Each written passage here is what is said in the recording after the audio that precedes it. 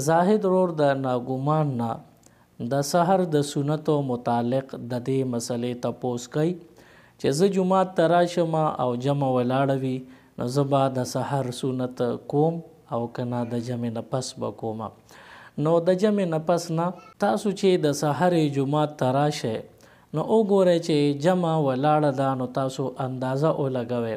که تاسو سنت کوئ نو ستاسو نه به جمع لاړه شي نو بیا سنت پرېږدئ او جمع کې شرکت وکړئ، جمع را لاندې کړئ.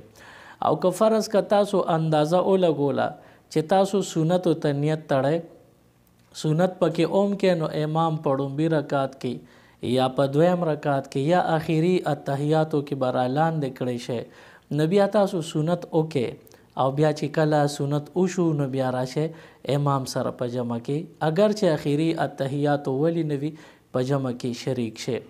او که فرض که جمع ولاړه وي نو د سحر سنت پرېږدئ ما، بلکې تاسو سنتو ته نیت وتړئ او سنت لږ مختصر وکړئ.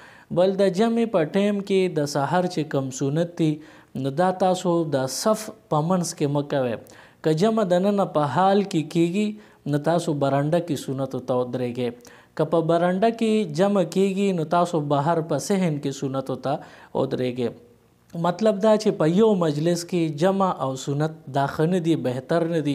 او که مجبوري وي مثلا د جمع موسم دی یا ډیره سخته ګرمي ده، جمع کې دننه حال کې ټول ولاړ دي، تم د یخنۍ د وجې بار نشي تللی، حال کې ودرېږي نو بیا بالکل رستو راشه او شاته صف کې ځان له ودرېږئ او اړخ ته او زر زر سنت وکړه.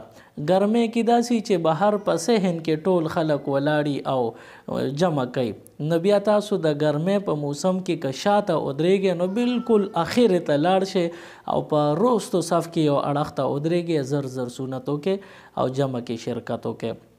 که فرض که تاسو داسې وخت کې راغلی چې اوس که سنت کوئ نو جمع در نه ځي نو سنت خو پاتې دي، بیا جمع کې شرکت وکړه او بیا د جمع نه پس سنت قضا ناجایز دي.